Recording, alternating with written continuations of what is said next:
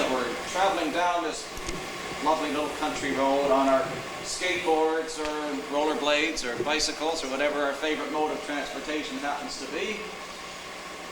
And we come to the top of a hill. We're starting to get a little bit tired now, and down at the bottom.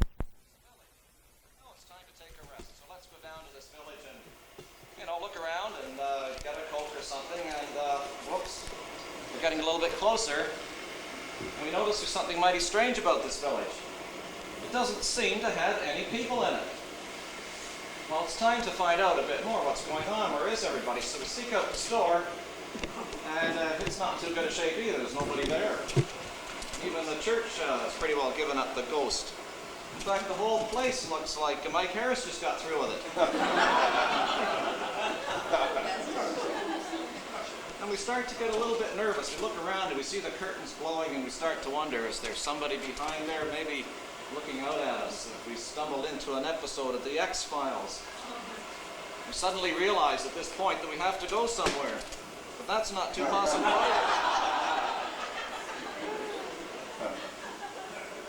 Well, for sure we need a place to stay right about now, so we'll check out the old hotel. Air conditioning looks good. That's all you can say about it. But now the Indiana Jones is starting to come out in us. We want to go inside and explore and find out what this mysterious place is all about. So we go into the hotel, and we look around, and on the wall we see a photograph. A photograph of a place that is obviously what it used to be like. The ghosts upstairs are active, I hear. So we start to wonder now, how did it get from being like that to the way it was when we saw it? And we look around a bit more and find in the corner there's an old desk all covered with dust, and there's a newspaper there. We pick it up and blow off the dust and find a photograph that tells the story of the demise of this community. And then we put our imagination into action again, and imagine what it was like when bad dudes used to hang out in front of the Red Dog Cafe, and gunfights would erupt on the main street.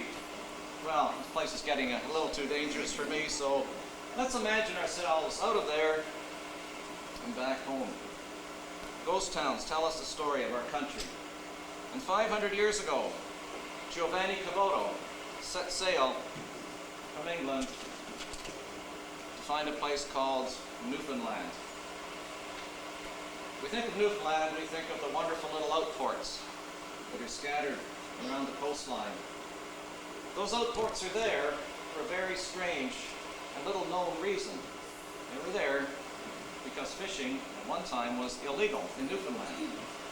Strange as it may seem, from the 1580s to the 1850s, unless you fished exclusively for the West County merchants of England, you were fishing illegally. And the independent-minded fishermen, they didn't want to have any part of that, so they scattered around the coast of Newfoundland, out of sight, out of mind, and set up these independent little outports. And it wasn't till the 1850s, when Newfoundland finally became a crown colony, that fishing in Newfoundland became completely legal. 100 years later, Newfoundland decided to do something the opposite of what some people in Quebec want to do. They decided to join Canada. Well, the first thing the government of Canada did when they joined was to start spending money on the place. And one of the things they started spending money doing was to move people from these outports into what they called growth centers. After all, life in those outports was awful dangerous. There was no hospitals or doctors. You cut yourself with an axe, you could bleed to death. If your children wanted to go to school, they had to board in a larger town and you wouldn't see them for a year. There was no electricity and there was no roads. And as people moved out of the little outports, the villages died. Today there are more than 200 vanished outports around the coast of Newfoundland. Many of them sit there empty and silent. Houses rotting. You wouldn't want to hold a meeting of this group in that house, would you? I don't think so. In fact, it's a risk just to get off and start to wander around these places. Many people, they took their houses with them, believe it or not, but others left them behind. And around Newfoundland you can find entire communities utterly abandoned. People often ask me when I go to these places, do I feel the spirit sort of the people that used to be there? And, I hastily put my flask in my back pocket and said, spirits? Sure. When I look into an old living room like this, I can imagine what it was like when the children were playing around the Christmas tree, or somebody was playing a fiddle and the people were step dancing on the hardwood floor. And it does leave me with a sense of sadness. And these places are gradually disappearing, not due to vandalism, but simply due to the snow and the wind. Well, if we think of fishing and outports when we think of Newfoundland, when we think of Quebec's resources, we think of forestry. Welcome to Val-Jalbert, a paper mill town on the shores of Lac Saint-Jean, the area where they had those horrible floods last year. Val-Jalbert was a paper town. They made paper using a waterfall 3 times the height of Niagara. But it was old-fashioned technology, and within 20 years, the mill was shut down and the community abandoned. It was an interesting place. It was a company town. They built 88 houses for the people that lived there, and even gave the kids a convent to go to school. Now, these kids aren't going there to go to school. They're going there to visit Canada's only ghost town park. For the 1960s, after 4 decades of rotting in the bush, Val-Jalbert was bought by the government of Quebec to be turned into a tourist attraction. You can go there, you can wander the streets, take that little trolley if you don't want to walk, ride a chairlift to the top of the mountain where the waterfall is, and visit the mill, which is now a museum. You can even stay in one of the old houses where they've converted some of the old abandoned buildings into accommodation. And you too can stay in a ghost town if you want to. Well, I did say this was Canada's only ghost town park, but there is another park that has a ghost town in it, but it's for an entirely different reason. Many of us had grandparents, great-grandparents, who arrived in this country from Europe, and they crossed the Atlantic by ship. It was a long and dangerous voyage, and by the time the ships were making their way up the St. Lawrence, many of those people were sick. And so the government, on an island in the St. Lawrence, which was called Grosse Ile, set up a quarantine station, and they built a village for the doctors and the nurses, and the healthy relatives waiting for the sick ones to recover. Unfortunately, the hospitals then didn't have what ours do today, and many of those sick people just didn't make it off the island. In fact, 15,000 of them died on that island. But after many years, medicine did improve, and Grosse Ile wasn't needed anymore. It shut down and became another ghost town. Now, I did say it was a park, but it's not a park for playing, but it's a park for remembering the harsh things that the immigrants to this country had to put up with if they didn't die first. A bit of a sidebar to this story. There's a 3-way controversy raging over this particular site. It's a national park. The government of Ireland wants it to be a memorial, a monument to the Irish who died there, for most of them were from Ireland, although not all. The folks in Quebec want it to be a party park. Go there, camp, drink, have a good time. And historical-minded folks want it to be a heritage park where the buildings are preserved and it becomes a historical site. The controversy rages on, although earlier this year it was declared a monument for the people of Ireland. Well, many people, once they got clear of Grosse Ile, and thankfully so, did continue on by train. And many of them headed out to the Canadian prairies, where they got off the trains, waited for the photographer to stop taking a silly picture, so they could get on to their farmsteads and start farming. Well, the railway companies kind of helped them along a little bit. They built railway lines all across the prairies, and every 8 or 10 miles, they built a village. Why on earth they want to build a village every 8 or 10 miles across their very branch lines. And I'll take a look at the condition of the road in this picture. 8 or 10 miles was about as far as the farmer could haul a wagon load of grain in a day. And that, after all, is what the railways were interested in, is making money from the grain. The railways were lucky. When they were doing this across the prairies, it was raining. The 1880s to around 1910 were an unusually wet period on the prairies. And so parts of that area that normally wouldn't grow anything were growing wheat. And towns and railways grew up all across the place. Then, after the First World War, things began to change.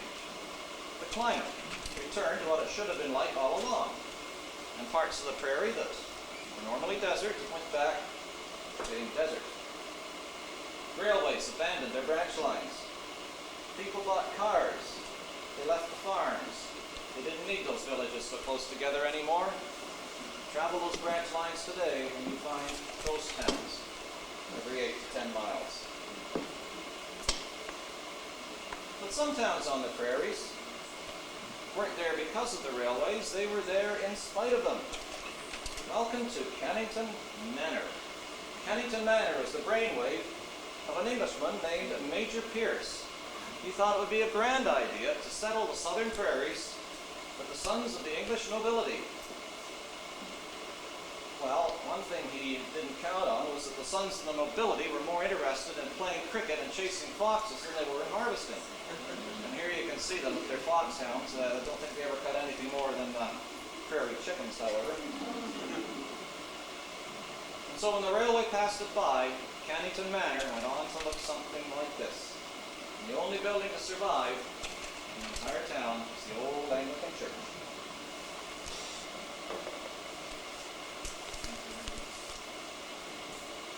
Now, some of the wealth on the prairies is not above the ground, it's below the ground. I'm talking about coal. You've all heard of the Drumheller Badlands, that spectacular terrain where we go and photograph the old dinosaurs. I had to get out of the way in a hurry when this guy ran past. But those layers that contain the dinosaurs also contain coal. And throughout the Drumheller area, a whole string of coal towns sprang up and down the valley. But by around 1950, coal was in decline. The trains were using diesel, people were using oil.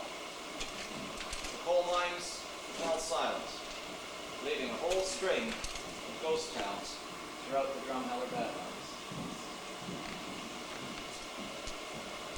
Well, when we think of Banff National Park, we think of elk munching in somebody's backyard, we think of mountains, and we think of people hopping off of buses taking photographs of everything that moves and everything that doesn't move as well. We don't think of ghost towns.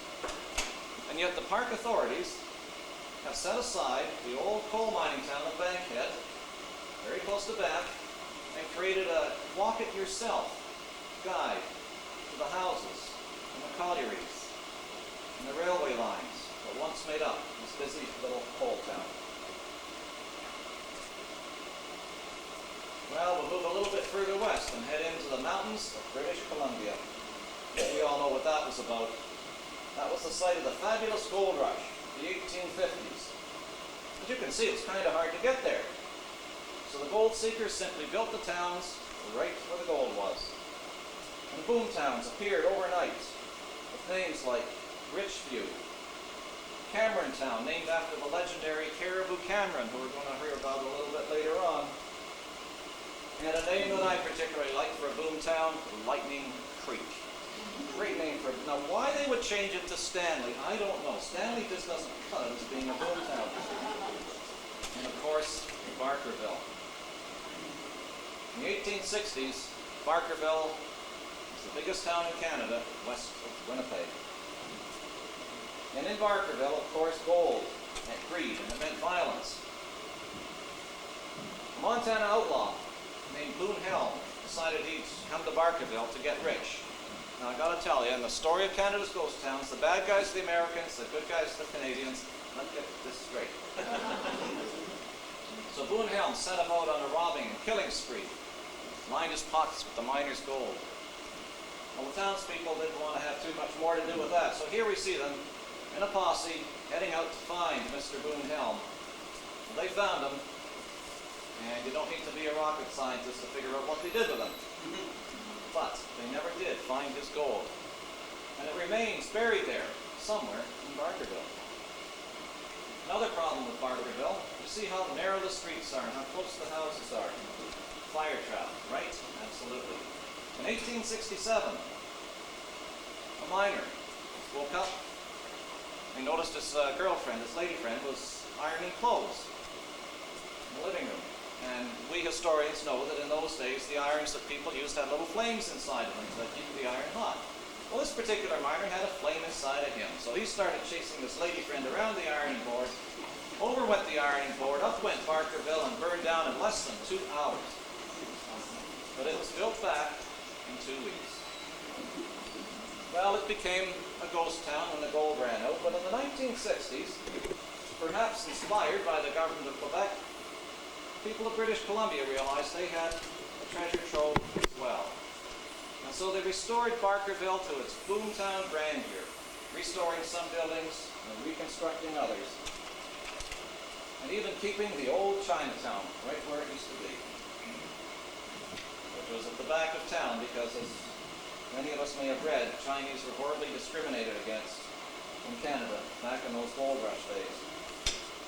But while I was traipsing around British Columbia, everybody said I should go to Sandon, amongst other places. So they said, go to Sandon. It's a remarkable ghost town. So we went to Sandon.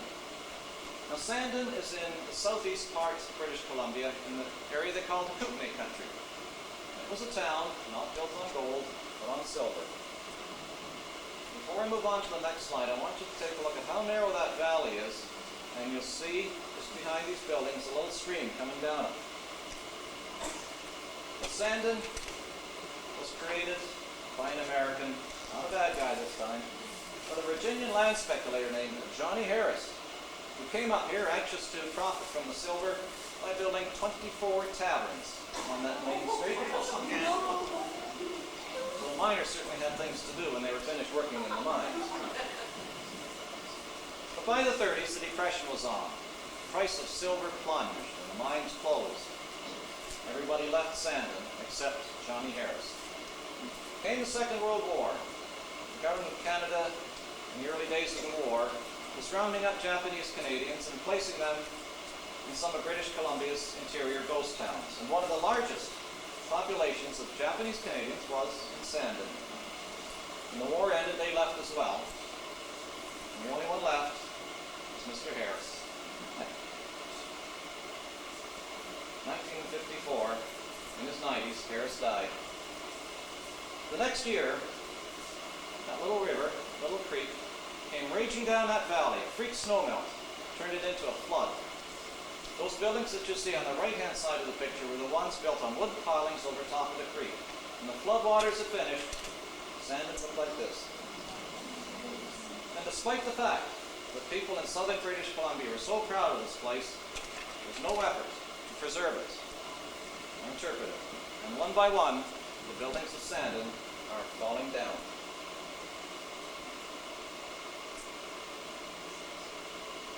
A lot of folks ask me what's my favorite ghost town.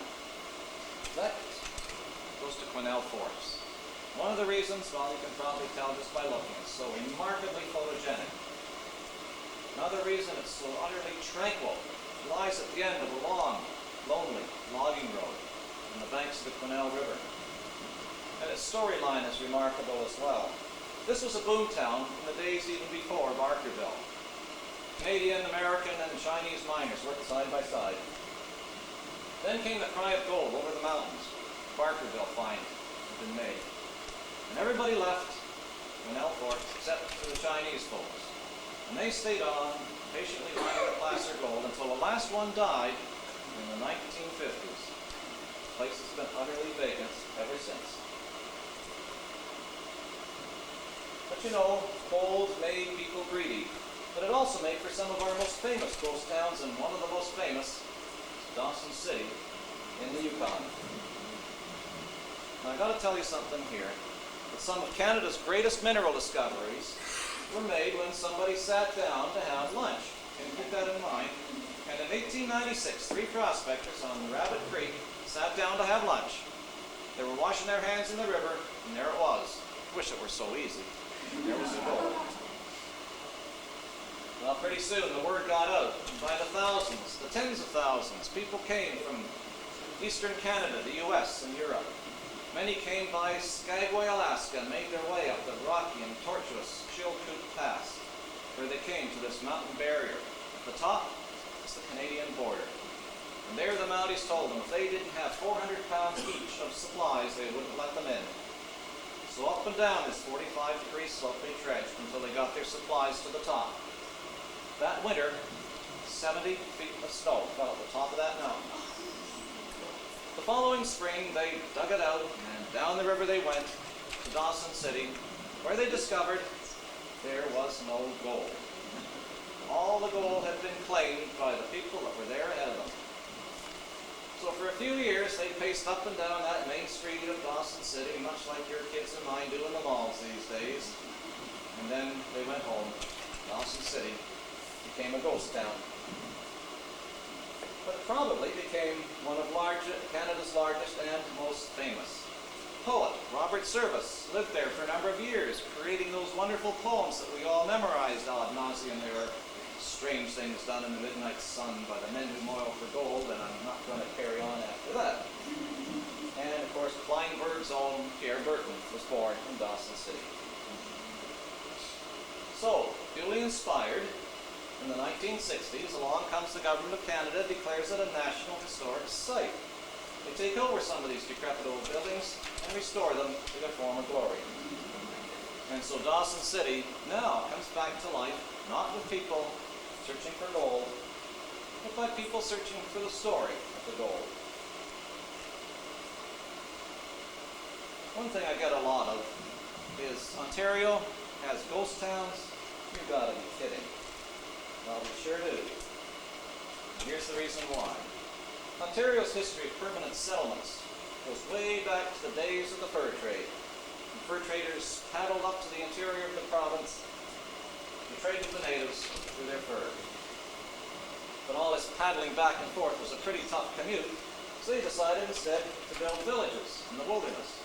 They called them fur trading posts. Well, pretty soon the fur was gone. Things changed, and most of those fur trading posts were abandoned and became Ontario's first ghost towns. Over 200 of them in northern Ontario. Well, this one, some of you will recognize as being Old Fort William. It's been restored and is now a popular tourist attraction. But most of the other fur trading posts ended up looking more or less like this. Then, of course, along came the War of 1812, and we had a little dispute with our neighbors to the south. The fellow that's lying there is an historian who got a little bit too close trying to take a picture, so they shot him. And around these forts were settlements that supported the soldier population with preachers and taverns and doctors and whatnot. And so we had a whole series of little villages around these forts. One place in this area was Fort Gwillimbury. It was referred to in many of the old documents, and there was a town site laid out near it as well. But Fort Gwillimbury is long lost, and the town site, it's north of Holland Landing, and you can find it if you refer to some of the really old maps. But some of these old forts, like Fort York, have been preserved. Others were simply left alone. Willow Creek Depot is one such place.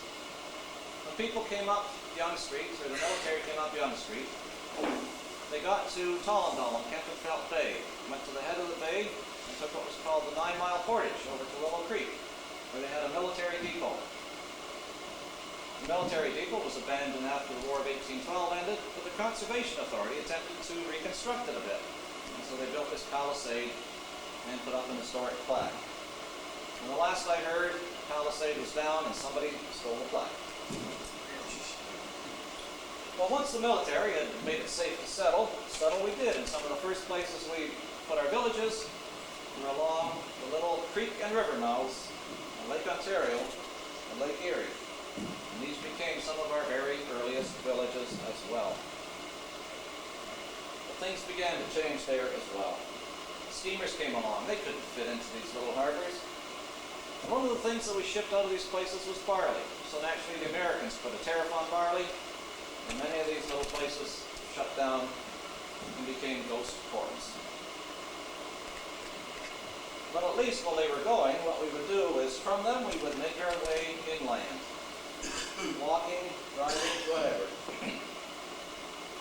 Yonge Street, Dundas Street, Talbot Road, Danforth Road. These were all early settlement roads.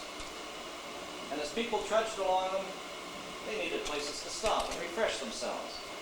And so at very frequent intervals, in fact incredibly frequent intervals, we found taverns. And we found them at very frequent intervals simply because the stage drivers were paid to stop and let the folks come in and have a drink.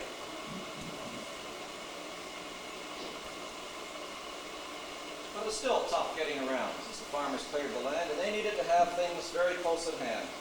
They needed their churches, their stores, their blacksmiths, all had to be close enough to walk to. And so all across Ontario, we had tiny crossroads hamlets appear almost at every major road intersection.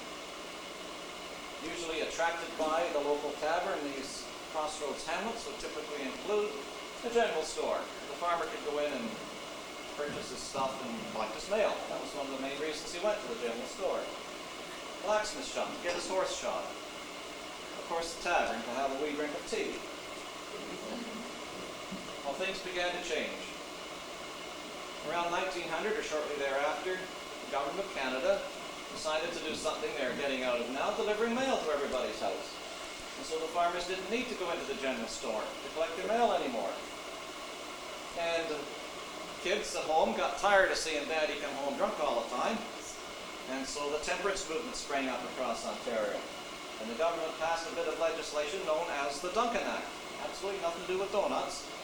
Everything to do with allowing local municipalities to vote themselves wet or dry. Many of them voted dry, and the taverns shut down. Then along came the railways. Everything changed across the landscape. Folks began to go to the station now instead of the old general store. Businesses grew up by the railway tracks. And so our little crossroads hamlets became ghost towns as well. And then somebody came along and invented the car.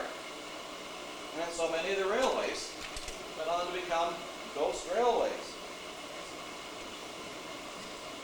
And a couple in this area, of course, are the York Radio and the Lake Simcoe Junction Railway. Places that have been long abandoned. And by the way, folks, there's literature available on this subject. And as the settlers went about clearing their farms and cutting down the trees, they had to take those trees somewhere. And so we get another kind of village appearing across Ontario, the mill village. Mill villages appeared on rivers, but they also appeared on even the tiniest creeks, thanks to the forest cover. During the summer, the forest cover would keep the groundwater table high. But when those trees were cleared, the snow in the spring would melt off in torrents, rushing down those creeks, wiping out mills, mill dams, and sometimes entire mill villages. And in the summer, they'd be baked bone dry. And as a result, another type of ghost town, the old mill town. Now, during the summer, if it ever comes, many of us travel north to cottage country, following Highway 400 or Highway 11. 150 years ago, if we were trying to get up there, the roads looked something like this. Believe it or not, 150 years ago was the Muskoka Road. But 150 years ago, there were no cottages there. There were, however, a heck of a lot of trees, tall pines, red and white pines, that attracted the interest of the logging companies. They depleted the forests of southern Ontario and were looking for new territory. And they found it. Muskokas, Haliburton, Parry Sound, North Hastings, all that area. There was just one problem. Nobody lived there. There was nobody there to work in the camps, supply the food for teams of horses. So the lumber companies went to the government of the day and said, help. The government of the day, of course, complied by building a series of 25 what they called colonization roads from the settled parts of southern Ontario up into what we call today cottage country. And along those roads, the land was free. All you had to do was clear a few acres, build a cabin, and oh yes, work for the lumber company. The Minister of Agriculture back in those days, a fellow named Van Kunet, told the people that this land was fabulously rich and would soon have a population of 8 million. The land he was referring to today goes by the name of Algonquin Park. What they didn't tell the people was that the soil was so poor it couldn't even hold the surveyor's stakes. And so when the lumber companies left, many of the settlers faced disease, starvation, and even death. Now if you read this gravestone carefully, you'll see that it contains the names of 6 children, all under the age of 10, all of whom died within a 2-week period. It's on a colonization road known as the Nipissing Road, and it runs through the middle of Parry Sound District. Now I showed this slide a few years ago at the Port Carling Historical Society. And when I finished my presentation, a gentleman came to me from the audience afterwards and said, you know, I know the story of that grave. And I said, well, please tell me. He told me that it was his grandfather that went to get a doctor for those children, and it took him 2 days to walk to where the doctor was, the nearest doctor in Parry Sound, and another day to come back in the doctor's buggy. But by then it was too late to save these children. There's another 4 listed on the grave next to them. They died from a disease which ravaged early Ontario, diphtheria. Just one of the sad stories in the annals of our ghost towns. Well, about the time that this land rush was going on, there was a gold rush going on as well. Ontario's first gold rush took place not up north, but out east, just a few miles north of Belleville. And it started when a prospector named Marcus Powell sat down to, anybody, have lunch, right, on the farm of one Richardson. He discovered gold he claimed was the size of butternuts. The rush was on. Prospectors came from all across the country, up the stage road from Belleville. A boomtown named El Dorado was laid out in the heart of the gold fields. But amongst the people who arrived was a fellow named Caribou Cameron from British Columbia. And he was a tough, grizzled veteran prospector who smelled a rat. And he got a group of miners to go up to one of the mine manager's cabins. They tied a thick rope around that cabin and told the mine manager if he didn't show them the gold, show me the money, they would tear the cabin down around his ears. The manager showed them the gold. Cameron left in disgust. And what had happened is the land speculators had pulled a Briax on them. They were salting the claims. They were taking gold from somewhere else and putting it on the ground to make the land look fabulously rich. They made enormous profits as long as it lasted. But the bubble burst. El Dorado became a ghost town. Well, many of us may not have heard of El Dorado, but a lot of folks that study Ontario's history have sure as heck heard of cobalt. Cobalt was once the silver capital of the world. And it started around 1903 when a couple of timber scouts named McKinley and Darragh were searching the woods, looking for timber to build the railway. When they sat down on the shore of the lake too, anybody?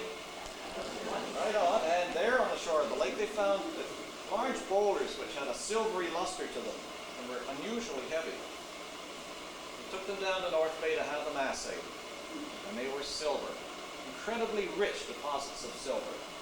And so cobalt burst upon the scene and was built in a place where no town really should have ever been built. Hills were so steep and rocky, the rivers were just, or the streets were made to twist around those rocky ridges. But it boomed and soon had a population of 10,000. 200 silver mines clanged away on the hillsides.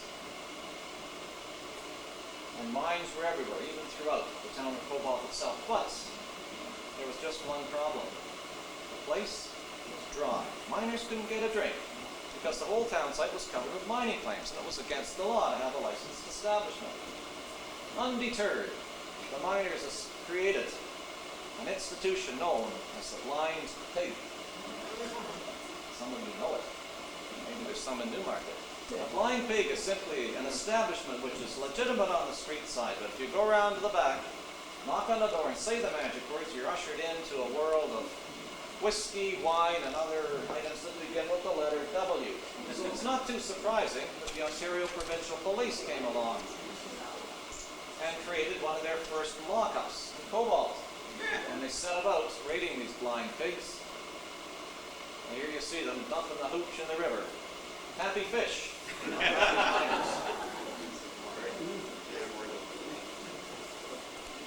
Well, Cobalt soon became a ghost town. The silver prices plunged. That population of 10,000 was reduced to 1,000, and the 200 mines shut down.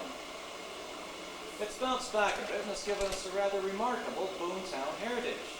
Wonderful old buildings are still left. Now, anybody able to tell me what that silly looking thing sticking out of the top of the store is? Mine shaft, right on. That's exactly right. Okay, question number 2. Why on earth would anybody want to build a store around an old mine shaft or vice versa? Well, it so happened that this was one of the earliest mines to close down in Cobalt's history, and a couple of enterprising grocery store owners realized that if they built their store around the shaft, they could use the cool air from the depths of the mine shaft to keep their produce cool. This was, after all, the days before refrigerators and freezers. Now, there was a problem of different sorts in Cobalt. In the late 80s, people driving into Cobalt, late 1980s, along Highway 11B noticed a little pothole in the road. A couple of days later, that pothole was a little bit bigger. And a few days after that, it was 14 feet wide and 20 feet deep. A real Palladini pothole. What was happening? One of the mine shafts under the town was collapsing. $5 million later, they had their pothole repaired. And a few years ago, I was driving in, the road was fine, the potholes were repaired. But I passed the seniors' residence, and there on the front lawn was a pothole.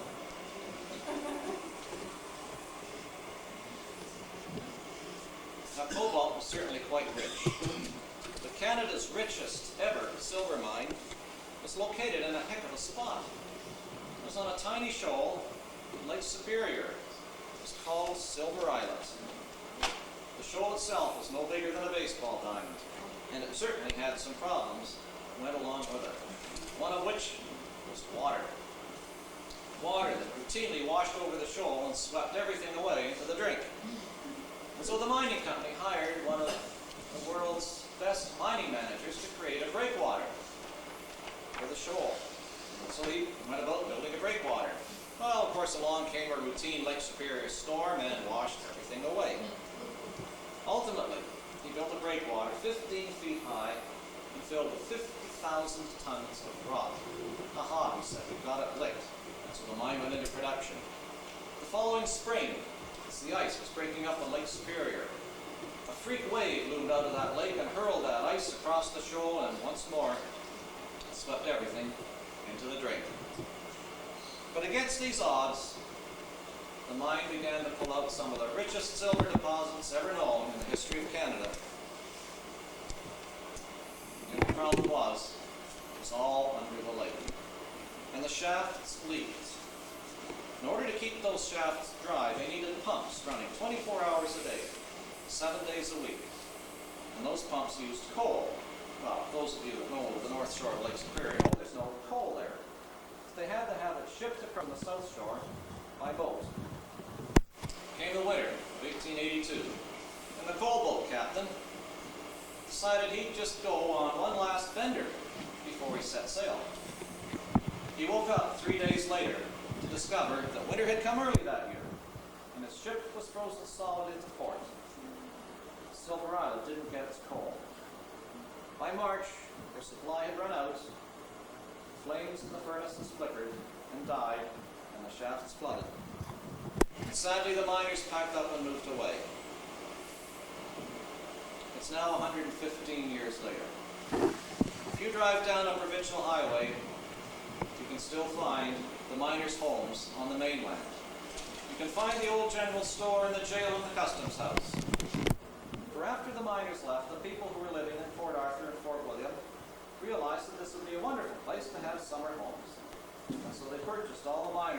And today, you can see the entire mine site, the town site, even though the permanent population is 3.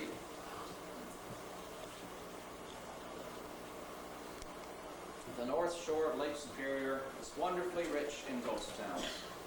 Jackfish, which is near Terrace Bay, thrived for a long time. Starting around the 1880s, when a couple of fishermen set up shop, it became a busy fishing port. The CPR realized that this was one of the best harbors on the Great Lakes and built a massive coal dock. Jackfish thrived for 6 decades.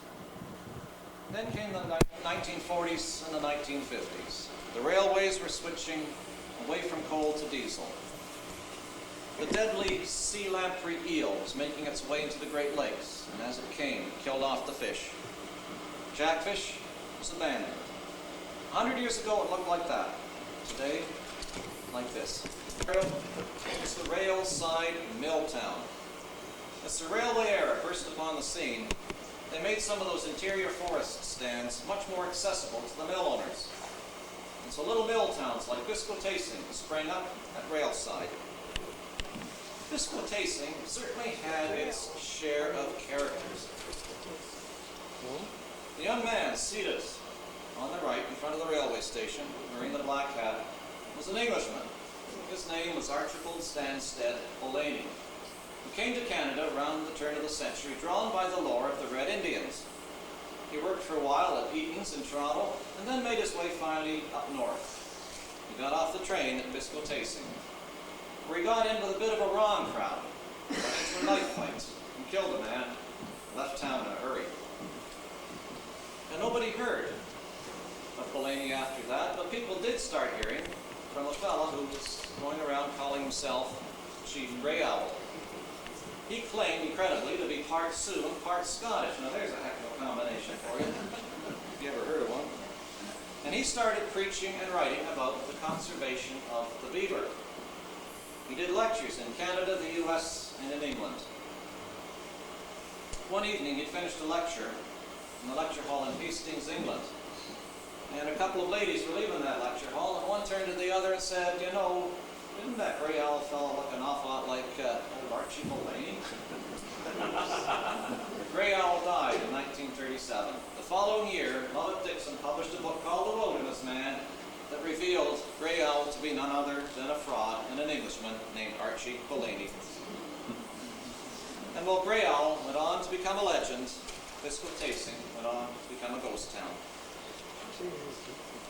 A lot of folks ask me, are all these ghost towns just old things? Do we have ghost towns in the making? Do we have new ghost towns? Indeed we do, thanks to our concern for the environment. Creighton, Ontario, the mining town just west of Sudbury, and the site of one of Inco's most productive nickel mines. Inco owned the mine, but also owned the town. 400 houses, 1,200 people lived there. They had churches, schools, and a small but busy main street.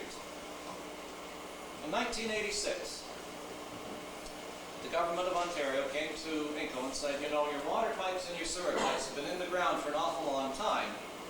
They're in need upgrading. Well, Inco cost out how much it would cost, and the price tag was $5 million. Well, that was just a little bit too much for good old Inco. And so they gathered the people together and said, folks, this town is toast. Borrow a phrase from a recent movie. And they could tell them that because Inco, after all, owned the land and the buildings. The people had no choice, and they had to move. And 2 years later, 1988, that main street looked something like this.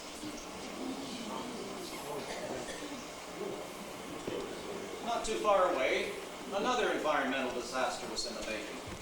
The ironically named Happy Valley was not a happy place. Happy Valley was a small community of miners living beside the mining town of Falconbridge, which you can see on the hilltop in the background. They wanted to be apart from the mining town because the housing was cheaper. But as we know from our high school geography, when you build your homes or when you are in a small saucer-shaped valley like these were, during times of temperature inversion, the air would be pinned to the ground in these little valleys. Well, the air that was pinned to the ground in this valley contained deadly emissions of sulfur. So deadly, in fact, it's starting to kill the people of the town. Similar to what happened in Love Canal, the government and the mining company got together, bought the people out. Happy Valley today is a barren and lifeless desert. And not too far from that, Kiosk was a town that happened to be in the wrong place at the wrong time. The wrong place was inside the boundary of Algonquin Park. The wrong time, a time when the government was starting to promote Algonquin Park as a wilderness area, so that those lumber truck drivers could have some nice scenery to look at as they drove their lumber trucks through. Now, Kiosk was a sawmill town. It had about 75 houses, 350 people. The sawmill could only get by on a license that was renewed 1 year after the other. And when the mill burned in 1975, the Ministry of Natural Resources refused to renew the license. They said, you're going to have to relocate that sawmill outside of the park. And then they turned to the people that were living there and said, you got to go too. This is a wilderness. The people dug in their heels. They said, hell no, we won't go. So they rallied their MPs and their MPPs and finally talked the government into a compromise. And the compromise was this: the people were not forced to leave, but when they chose to leave, they did have to sell their houses to the government so they could come in and do this to them. And another type of a more modern ghost town that we may not even think of is our old air bases. These were communities in their own right, communities of people living together, worshiping together, doing many things together. This particular abandoned air base is located just outside of Picton, Ontario. It's a remarkable site, rows upon rows of barracks, officers' apartments, and even 4 large hangars. And what makes it even more interesting is all the buildings are covered with wood shingle siding. And if it looks a little bit familiar to you, you may remember it as being the setting for a CBC war movie called Dieppe. That's where they filmed it. But of all the ghost towns we have, my favorites are those of the dreamers. St. Joseph, Ontario, was the creation of a dreamer. That dreamer was named Narcisse Canton. And he was born of French-Canadian parents on the shores of Lake Huron, just south of Goderich. And he had a dream. He had a dream that here would be a large town, a large city, in fact. But to make that city happen, he went to Ottawa to try to convince the government to build a canal. His dream was the predecessor of the St. Lawrence Seaway, except that it would cut across southwestern Ontario and end just where he happened to own about 400 acres of land, all the lights they did out of the town sites and so on. Well, he didn't wait for the government to decide. He went about and got his business associates to build factories there. He went to Michigan and convinced 25 families of expatriate Canadians, or expatriate French Canadians, to build their homes in St. Joseph. And even Canton himself built a large hotel, called it the Balmora, advertised it as having the longest bar in the world. But the war came along, and so did a government scandal. The canal was never built. The hotel stood for 20 years, never opened its door. You can go there today and find 3 of those houses left, and a plaque by the foundation of the old hotel, a plaque to the memory of a man whose dreams never came true. And an interesting dream town, if you will, not too far from here, goes by the absolutely amazing name of Seldom Seen. It was laid out as a town site. It never developed. And the people there today have put up a little sign calling it the community of Seldom Seen. Definitely one of the best place names in the province. But a man whose dreams did come true was John Rudolphus Booth. Now, Booth was a wily guy. He came from Waterloo, Quebec, and went up to Ottawa, where he was the new kid on the block, and the Ottawa lumber establishment kind of looked at him askance. But along came the tender, the advertisement for the tender to supply lumber for the new Parliament buildings then being constructed, or about to be. Well, Booth just kind of looked at this lumber establishment and said he knew how to fix them. And he went about and got a group of unemployed longshoremen in Montreal to agree to work for him. Booth went back to Ottawa, underbid the Ottawa lumber establishment to their shock, and won the contract. and he was on his way to wealth. A few years later, the timber limits in Algonquin Park were put up for auction, and Booth was about to pull off another one. He sent his cousin into the park to report on what the timber was like, and he came back and said, "Buy it at any price. It's as thick as grass." So Booth and his banker walked into the auction, and the bidding started. 5,000, 10,000, 15. Booth stood up and thundered out $40,000. The limits were his. The lumber establishment was aghast. He was a fool to pay such a price for them. But 2 years later, one of the lumber establishments would offer him $1 million, and Booth refused. But there was just one problem. No way to get that darn timber out of there. Not to bother Booth, he went about and built a railway into the park. But he didn't stop there. He built it all the way across through the park to Georgian Bay, where he built a town.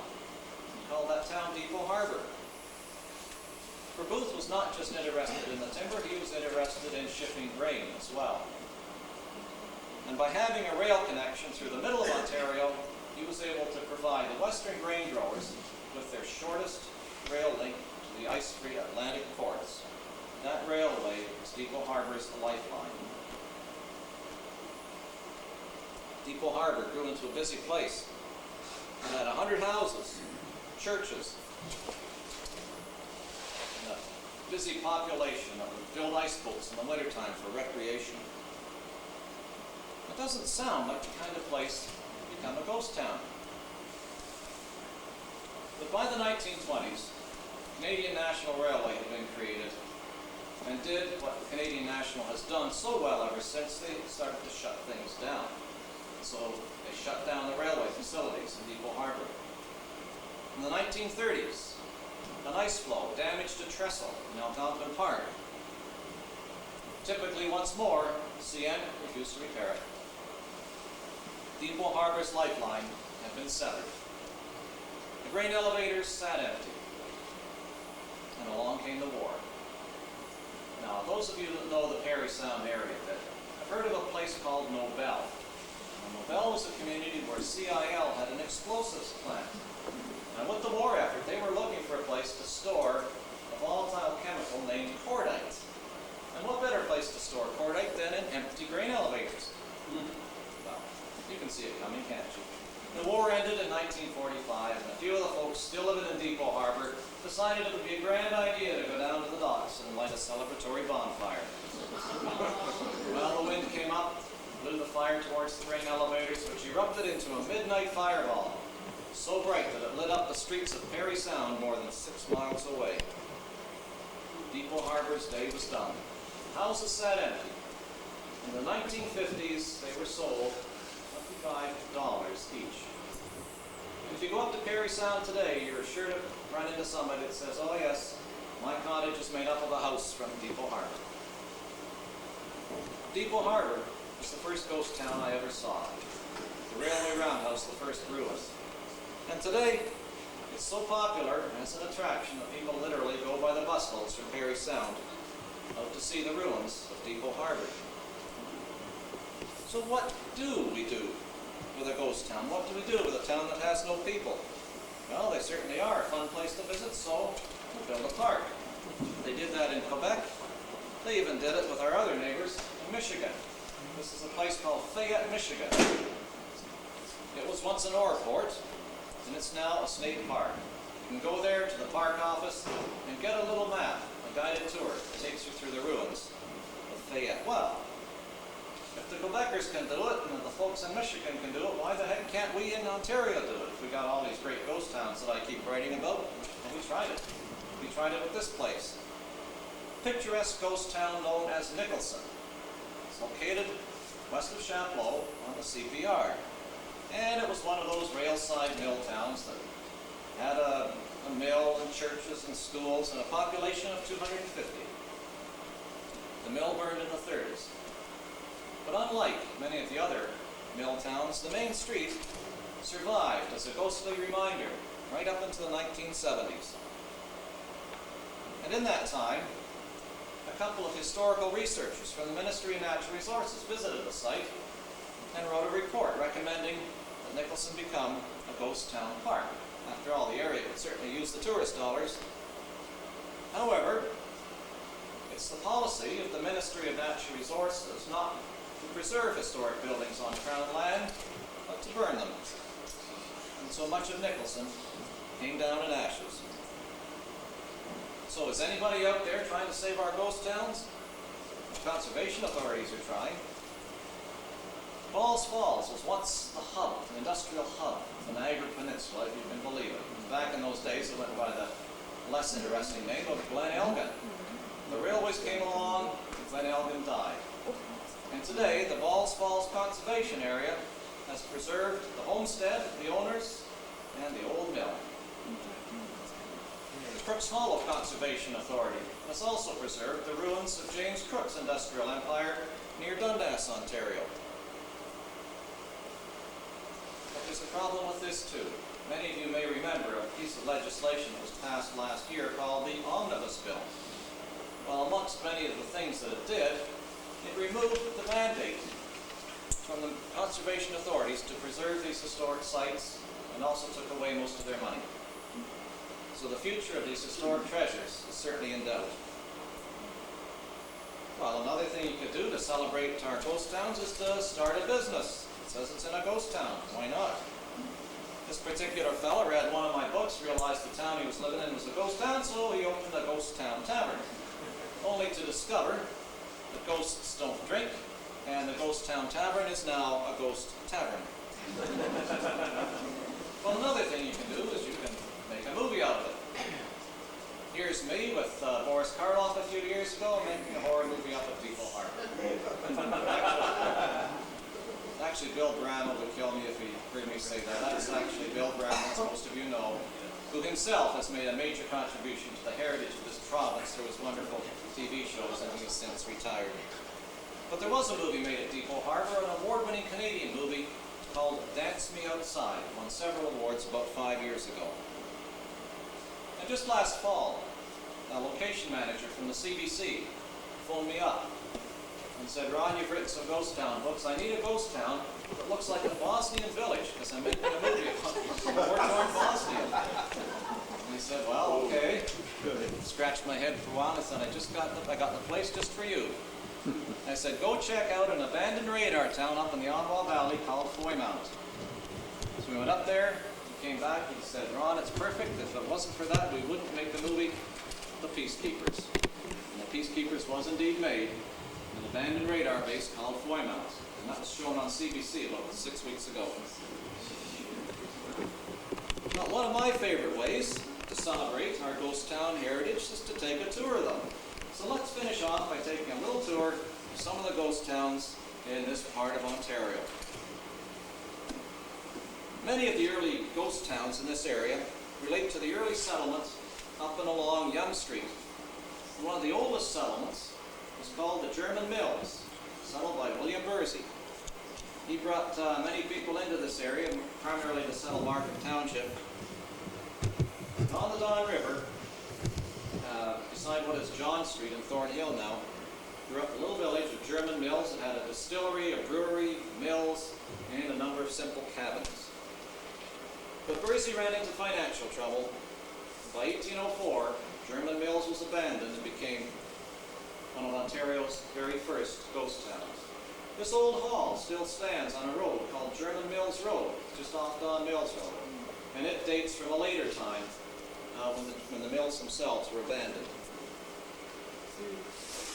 Many people will try to tell you Yonge Street is the longest street in the world, but historically speaking, it only went as far as Holland Landing, and then made its way up to Lake Superior, or Lake Simcoe, I should say, and a town site known as Tollendal. It was a little grid town site laid out on the south shore of Kempenfelt Bay, and on the north shore of Kempenfelt Bay, a mirror image called Kempenfelt town site. And from there, Yonge Street made its way up to Penetanguishing. Well, Tollendal went on to become abandoned as well, and the railways came, and Yonge Street was extended around the head of the bay. And this old building, abandoned when this picture was taken, has since been restored. And as Ralph was mentioning earlier, of course we have our own Bogart town. You have to be careful how you pronounce that, I think. My kids would put the entirely wrong spin on it and say bad things, but Bogartown was founded by a fellow named Martin Bogart, who established a sawmill and a grist mill. The place also went on to have a general store, a blacksmith. And in the 1840s, William Smith noted that it had 10 dwellings, a wagon maker, and Terwitz mills. And some people claim that for a time it was larger than Newmarket. Well, along came the Oats, Hay and Straw Railway, also known as the Ontario, Simcoe and Huron, and places like Bogartown, which didn't get a station, declined. Also nearby was the community Glenville, as Ralph was saying earlier. And it too was a busy little place once upon a time with a distillery, a hotel called the Sandbank Hotel. And today you'll find amongst the many newer buildings which are at the site, the old pond and one of the early school buildings. A little bit east of Newmarket, Markham Road was a difficult road in pioneer times. It made its way through the Oak Ridge Hills, and people were pretty happy to get off at Vivian and visit Randall's Greenbush Hotel. Across the road was the general store of a fellow named McCormick. Well, the place was a busy spot once upon a time. There were 15 sawmills operating in the area, and Vivian was a busy crossroads hamlet. Well, many of the farmers left that area, for the soils proved to be infertile. And Vivian, like many crossroads hamlets, though there was a station called Vivian nearby, it declined. But today, remarkably, the old store still stands on those corners, and people are starting to be attracted back to the area now, thanks to the upsurge in country living. We don't have just ghost towns in this area, we have ghost canals as well. And I don't need to go on in very much detail about the interesting and largely unknown Newmarket Canal. People just are aghast at the fact that here was a canal that was built, 2 lock stations, a number of other lock structures, and it never saw any boat traffic. We have a few ghost railways around here too. Of course, one of which was the York Radio Railway. And in Newmarket, we are fortunate enough to have an historic plaque which celebrates the old railway arch bridge, which has seen some very imaginative artwork on it, I've noticed from time to time. But at least it's a wonderful way of celebrating a railway which isn't around any longer. As government cutbacks imperil things like health care and our school system, we find that heritage preservation is a long way down the priority list. And whether it's a single building like a railway station or an entire historic main street, if folks like you and I don't get together and spend the effort that we're doing and make a lot of noise to save them, much of our heritage will be lost to the wrecker's ball. And I think you're to be commended for participating in the time capsule that you're putting at the Quaker Church as well. I think that's another remarkable way of helping to celebrate and preserve the heritage that is ours. And I thank you very much.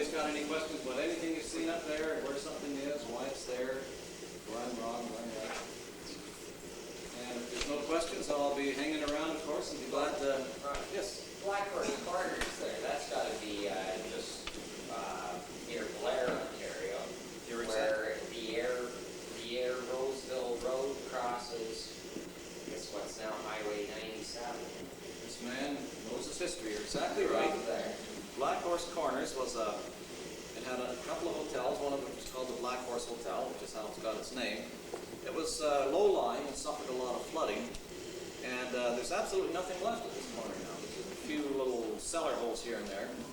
But one of the local farmers, who was particularly proud of his history, took it upon himself to put that large sign up there at the corner. And I assume it's still there. It's probably 2 years or 3 years since I've been there. And I think that's a great way. I think it's an individual effort to celebrate his particular heritage. Another commendable effort. John? In the same area as mademoiselle. I found a picture in some family stuff of Kilworth, Ontario, and brought it in. It's over there on the table.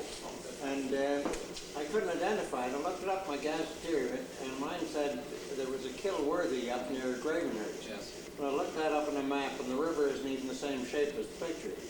Finally, in our own library here, I found an old gazetteer from way back, and it gave the whole story on Kilworth, and I've typed it out. It's on the picture there now. That was just recently, and I'd like to go up and find where that is. It must be a portion of London now, swallowed up by the city. Probably. But the name obviously is gone. Yeah. This But tends they had quite a lot of things there. There were 150 people, 2 taverns, a distillery, a fulling mill, blacksmith shop, tannery, shoemaker, 4 stores.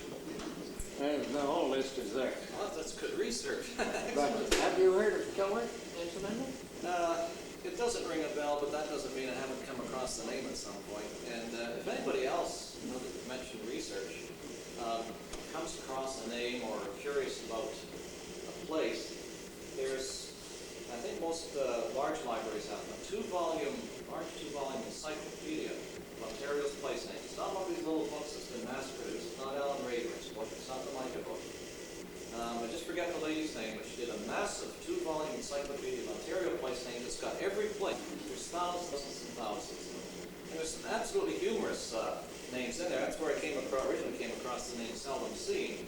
But some of my favorite place names came out of that book. One little community up near Coboconk called Hell's Half Acre.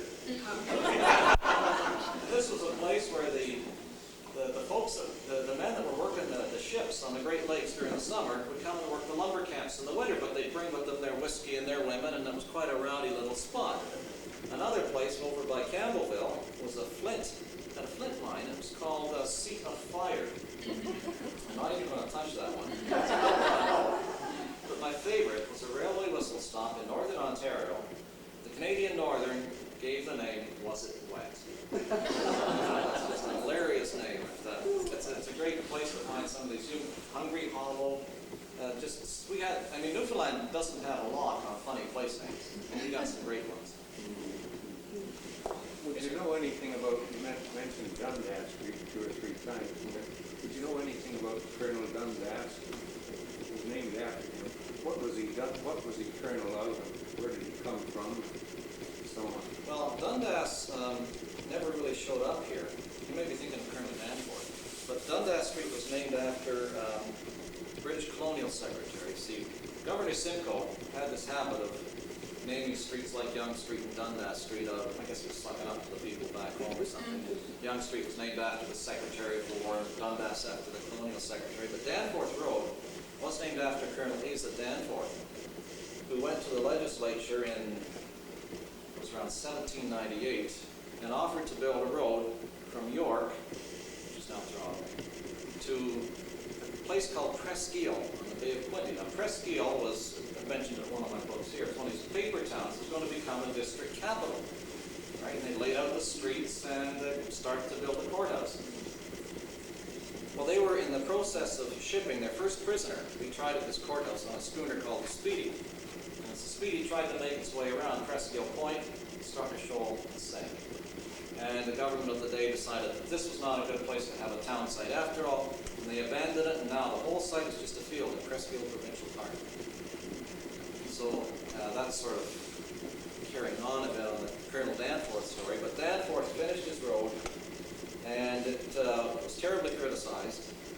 He felt he was underpaid, and he came from the States in the first place, and he just stomped off back to the States. And a couple of years after that, some settlers in Scarborough took exception to the route that Danforth had laid out. It's kind of a circuitous route around northern Scarborough, and they were on the lake. So they decided to cut a road themselves, and that went on to be called the Kingston Road. And it replaced the Danforth Road. That's coming out of my next book, by the way, called Toronto's Lost Villages. Plug. Okay, is there any other questions at the moment? Where's Eldorado? Is it north of Barbara over there? Yes, it is. It's just Madoc, actually. It's up Highway 62. Yeah, and they've got the plaque there in front of one of the old hotels. It used to be there. Across the road is another hotel, and a couple little side streets going down. You'll find some old shacks down there. And you'll find the platform at the old railway station there as well. So it's a nice one. Kind of a fun spot to visit. Yes? The church that I go to is called York Pines, and it's up on the 400 highway in York Road. In 1967, it was built, and it was a 3-point charge before that. It was Glenville, Snowball, and Cottesville. Now, how can I find out any more information about Snowball, Cottesville, and Glenville? Like, where do you go to research this stuff out? Okay, well, for starters, I would recommend that Encyclopedia of Ontario Place Names that I mentioned. And I know the Metro Reference Library has it. I'm darn sure that, you know, if there's a large regional library here, that, you know, the regional library would have it. And, you know, you just look it up. And this particular encyclopedia also has references. It has directories that have those names in them, and other publications that have those names. So it doesn't just sort of give you a 3-line story about the name itself. It tells you where to go and get more information. Places where I would go almost automatically would be something like the county atlases. You're selling one there tonight, I think. And they're a wonderful resource, just remarkable. I think it's great to see another one coming out again. They were reproduced about 15 or 20 years ago and then stopped, and that's the York one, is it? Yeah, just came out. It just came out, so I recommend, if you're interested in that, look into something like that. The old directories. Every year there was a new business directory came out for the province or for a county. And again, your regional library should have some of them. The Archives of Ontario has them all on microfilm. So if you're really serious about digging into this in a major way, the directories will tell you every single business person in that community and what they owned, the population, whether they had churches, whether they had a railway station. Very detailed information. It takes a lot of searching, though, because there's tons of these directories came out under all different names. But I hope that's a help. Any other questions on that? Did you ever do any research on towns buried in sand dunes of like? Okay. The dune that ate a town is in volume 1 to this book, called 50 Unusual Things, blood plug, sorry. It never actually ate a town. The story of those sand dunes dates back to the 1850s, when the American brewing industry had a sudden large demand for barley.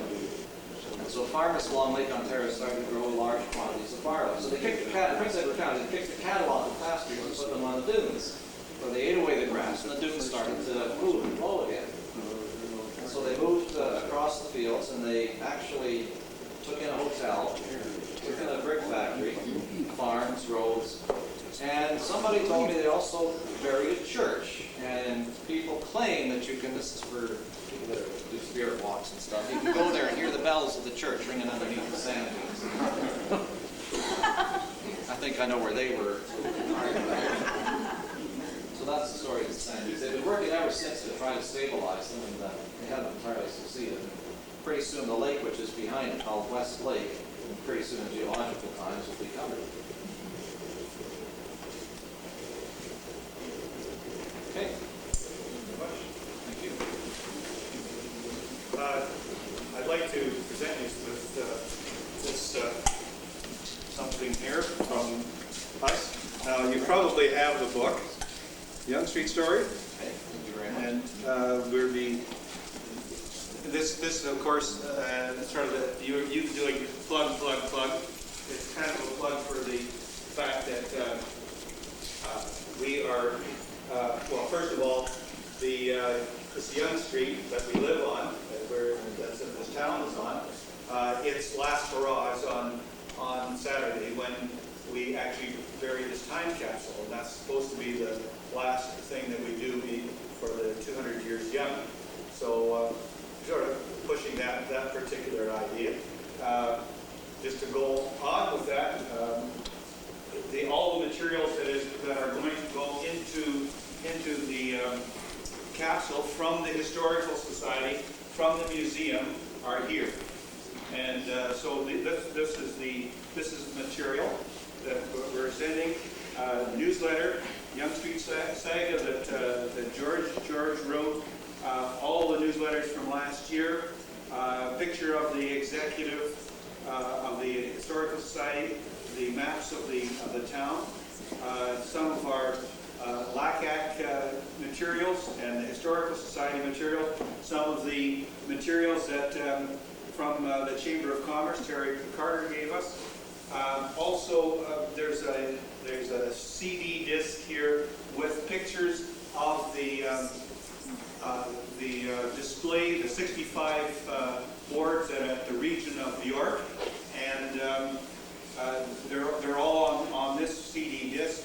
I'm not sure whether I'm going to put both of this set in as well. And I've taken pictures of every house and building on Yonge Street from New Lockside Road all the way to Green Lane.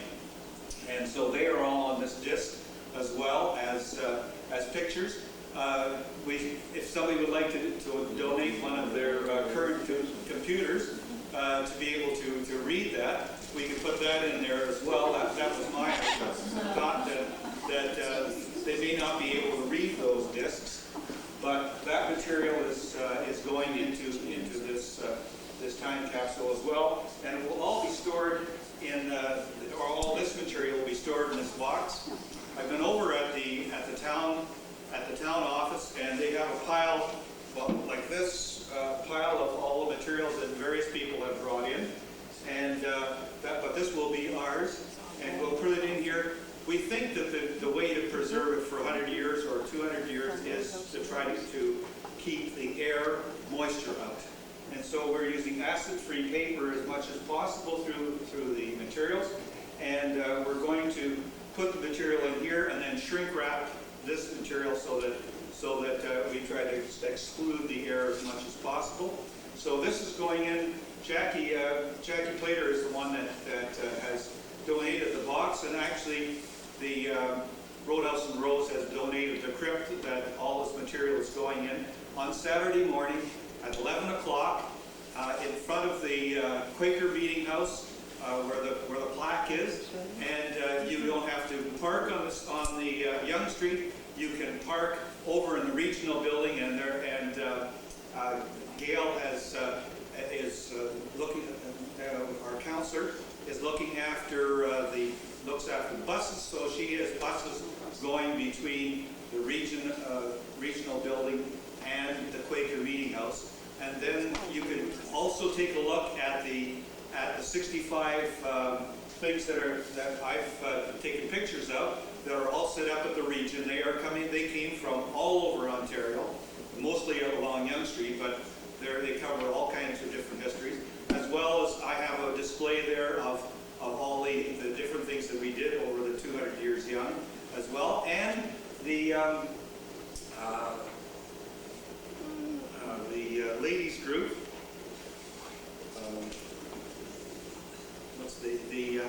have built parts of a quilt, a series of banners. Women's Institute. I did a brochure for them, and the brochure is over there of all of the different parts of their what they were going to make as a quilt. And it's done by the Women's Institute for the 100th anniversary of the Women's Institute, and they have 8 panels of that quilt that they haven't put together, and they are hanging there.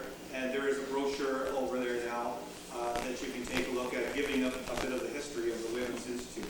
So there's a great deal of material over there that you should take a look at. Saturday will be an opportunity for you to do that. As a matter of fact, there is a luncheon as well at that time.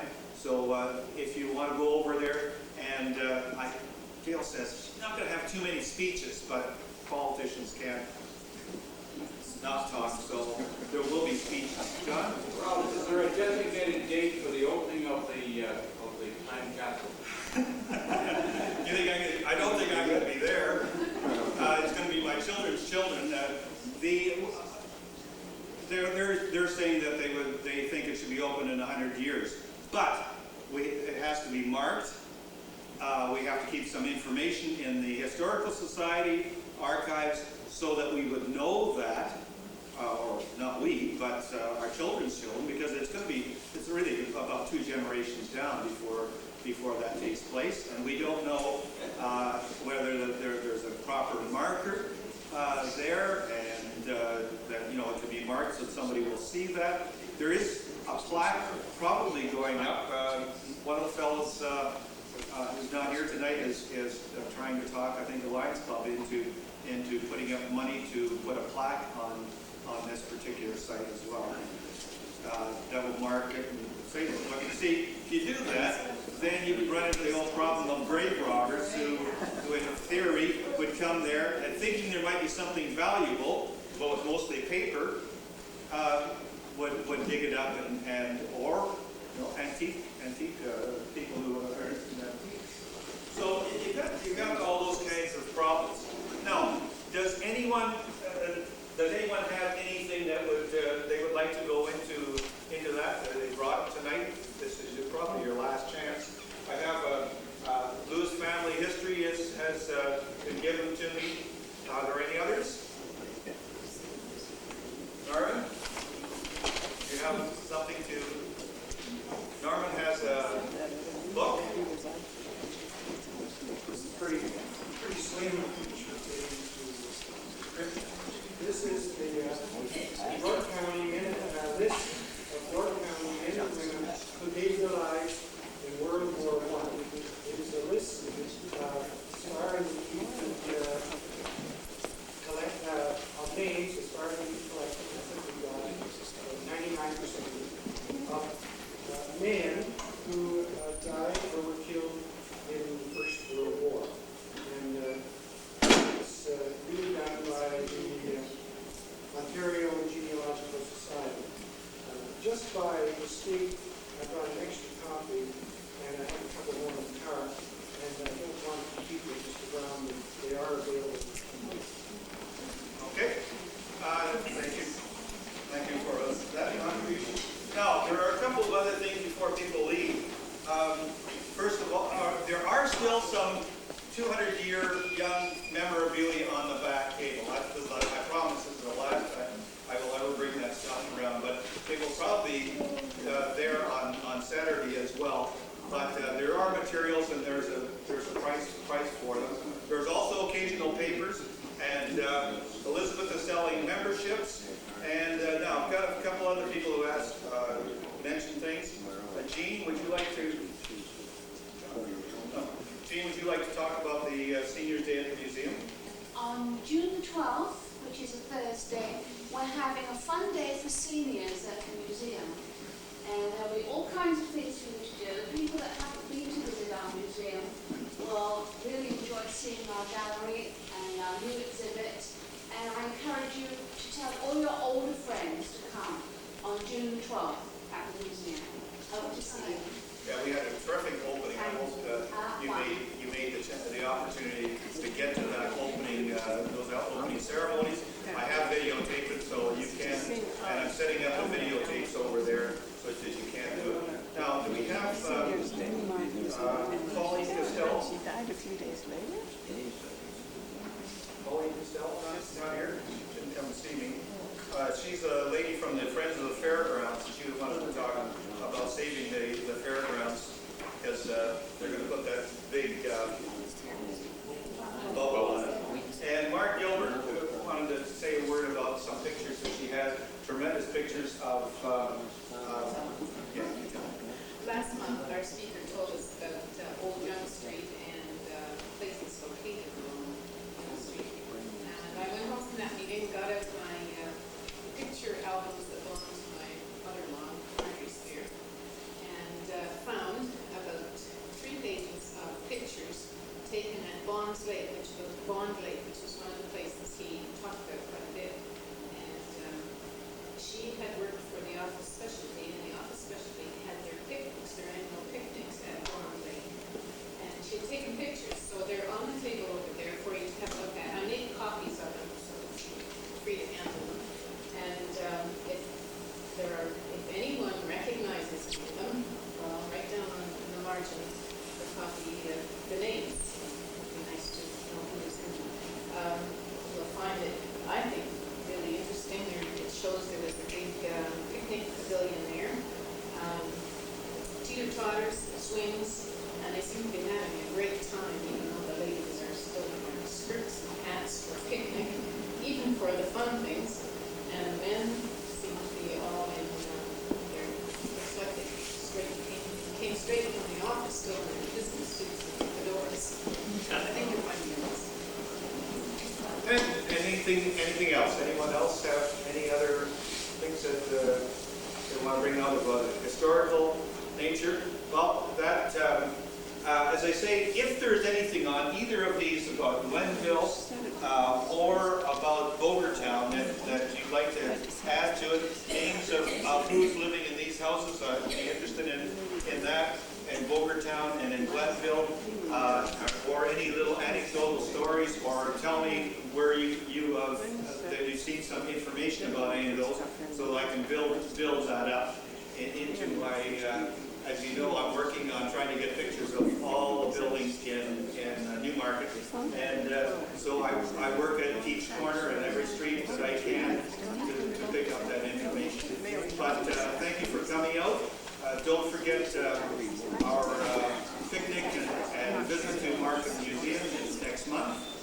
And of course, we'll have a fall program. There won't be anything on in summer, but be assured that in September we'll start again with our newsletter and all the rest of the things that we do. Thank you very much.